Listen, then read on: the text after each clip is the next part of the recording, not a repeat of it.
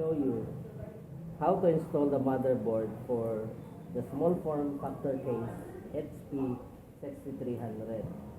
Okay, so slightly or gently slide the motherboard to its case and align the holes for the motherboard to the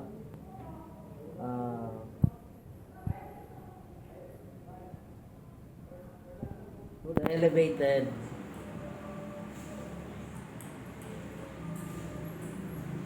holes on the casing. Okay, so here gently slide and hold the parts by edges or HS. Okay, hold here.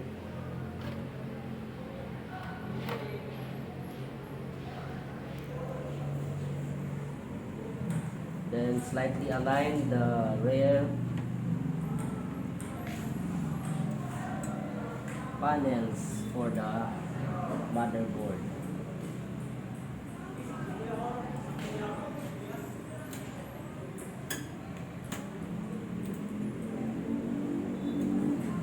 Okay, so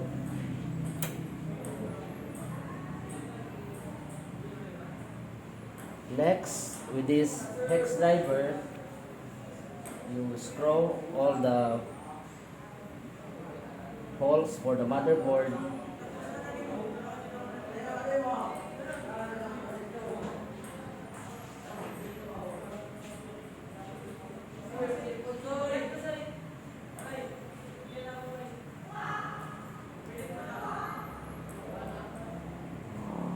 Just make sure you align the holes from the casing and the motherboard hole.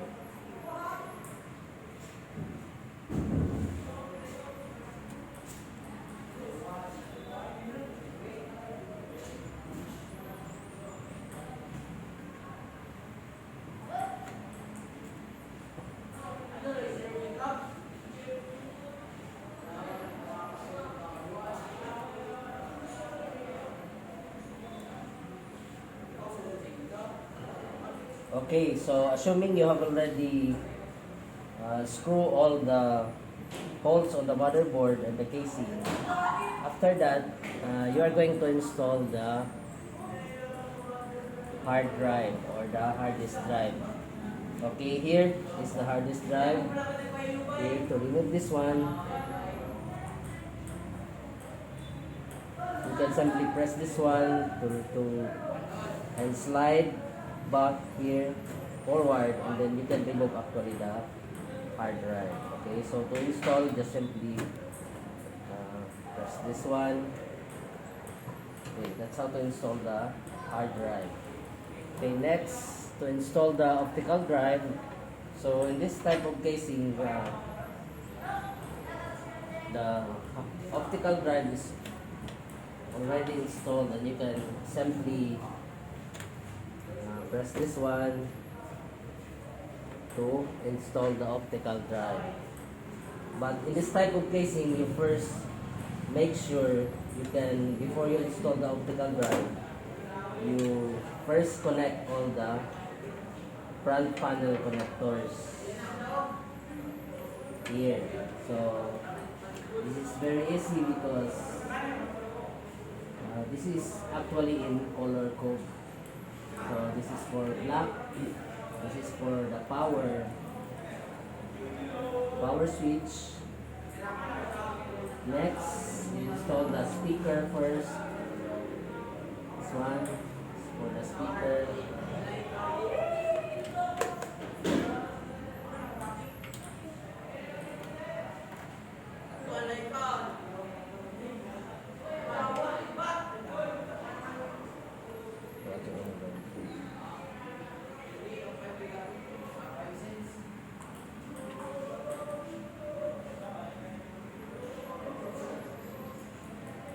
Okay, after the speaker is USB front panel,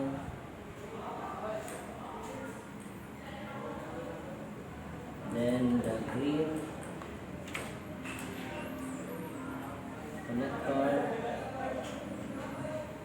then the yellow. So There's only one way to insert this one. Okay, after you connect all the front panels, then actually to connect the SATA optical drive, this is the supply for the optical drive, and this is the data cable or the SATA cable for the optical drive, and the other one is the SATA cable for the hard disk drive.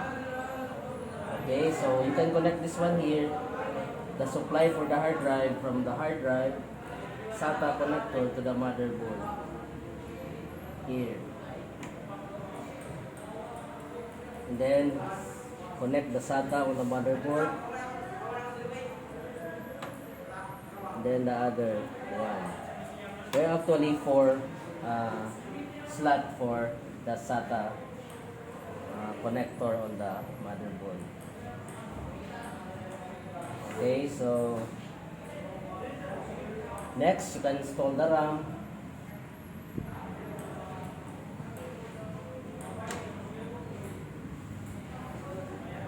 Pwede naman i-stop ka na dyan.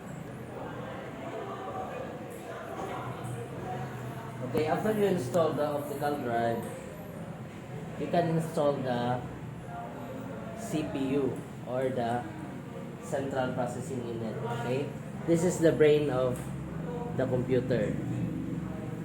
Okay, so the this rectangle, actually this brush color rectangle, is the pin 1 for the processor. You can align actually the 2 notch here. So there's only one way to insert this one on the CPU slot here. Here, so do not apply force when you insert. Okay, you check if it is already aligned. Okay, so we can now close this lock for the CPU.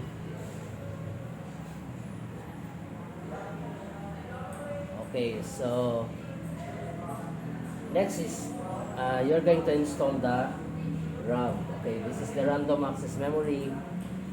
This is the RAM of the computer when the computer is turned on. This is actually a temporary storage. Okay, so you can insert this one near the CPU if you have only one RAM, random access memory. Hold the part by edges like this, and then align this one on the RAM slot here, and then use your 2 thumb to press down to insert, to lock your random access memory.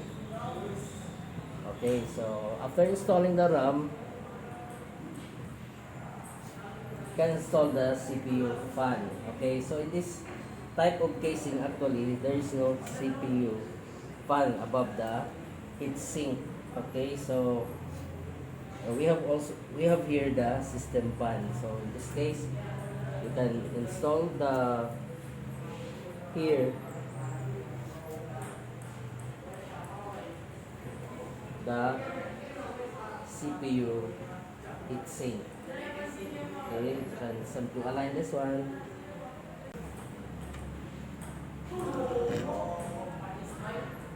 Okay, then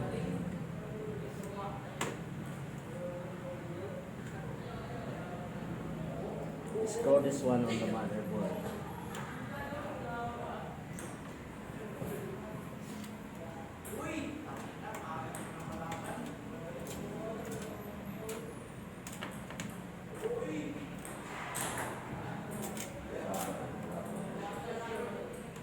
Okay, so this is how to install the heatsink for the CPU.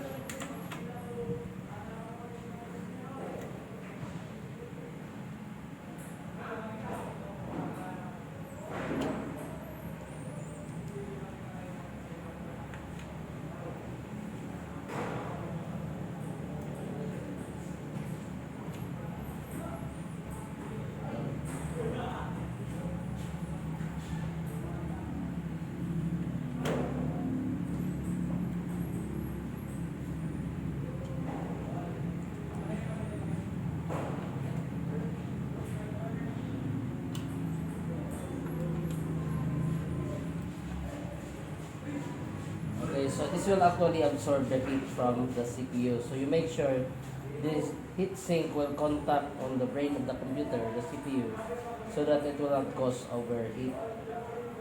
Okay, so then use another screw for the lock.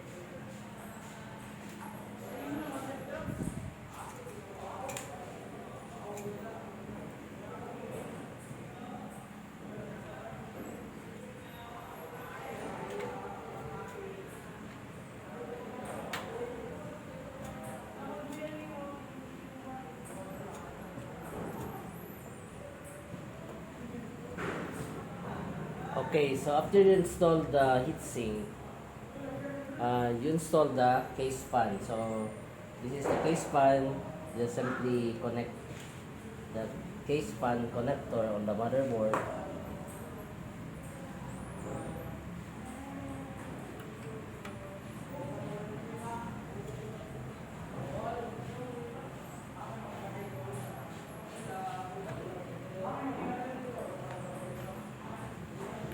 Okay, so after you install the case fan or the system fan, now you install the power supply. Okay, so this is the power supply. So to install this one, no need to screw. So you can simply slide this one.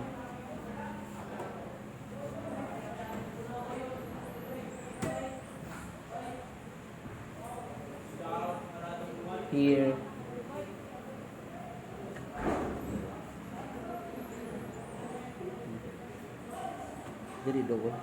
Diri tadi kita dulu. Okay, so to install the power supply, you align this one to here. So here you align, and then after you align, just simply slide this one.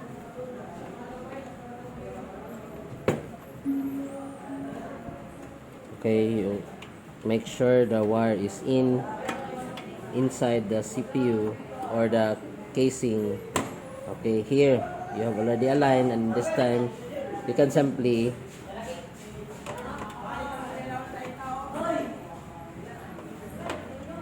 bend. Okay, so that's how to install. It's already locked on the case fan. Now you can connect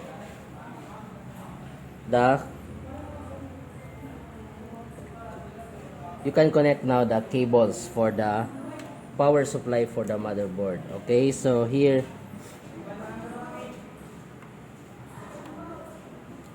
this 6-pin you can insert here, 6-pin supply for the motherboard. Here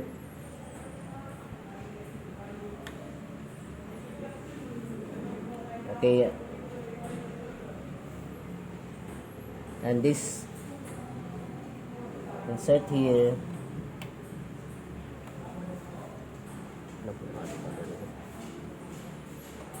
Okay, then after that, here is another connector for the motherboard. So insert here the 4-pin connector here.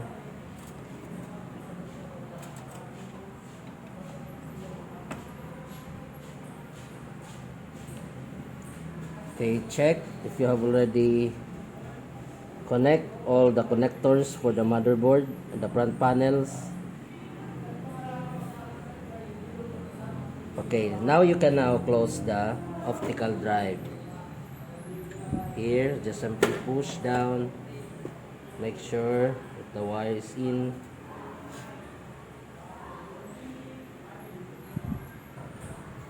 Now you can install this cover for the uh, system fan. So you can simply here slide here on the system fan. Just simply slide.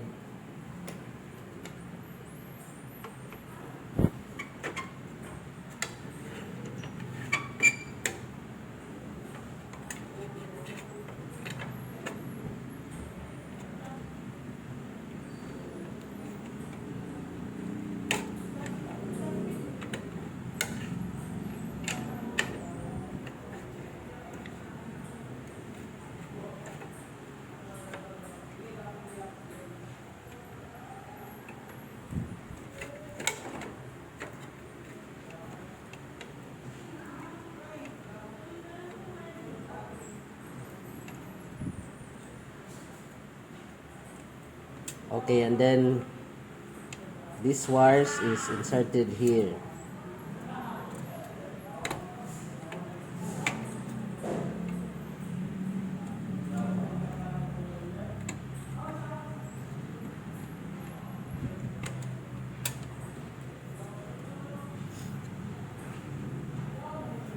Okay. Next, you can install this is the video card or video graphics card. Okay, so you can simply insert here.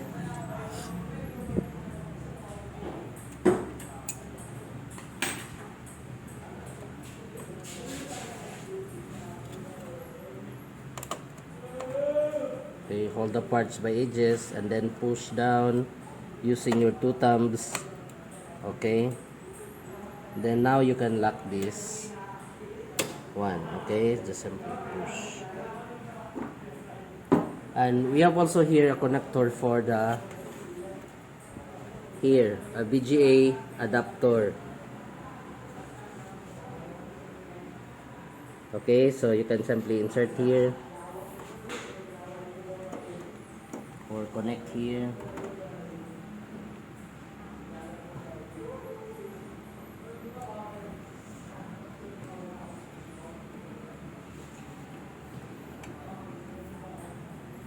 Okay, and then finally you can now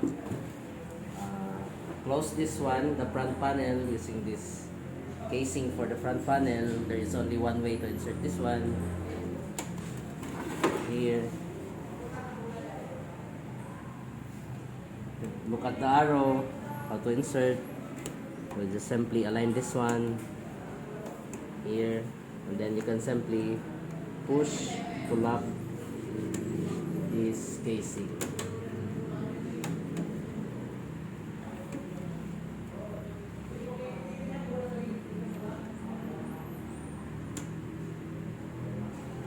Okay, and then push to lock. Okay, so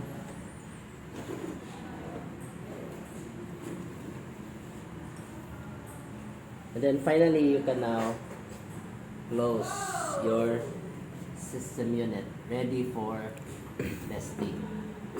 Okay, so that's all how to assemble this HP 6300 small form factor.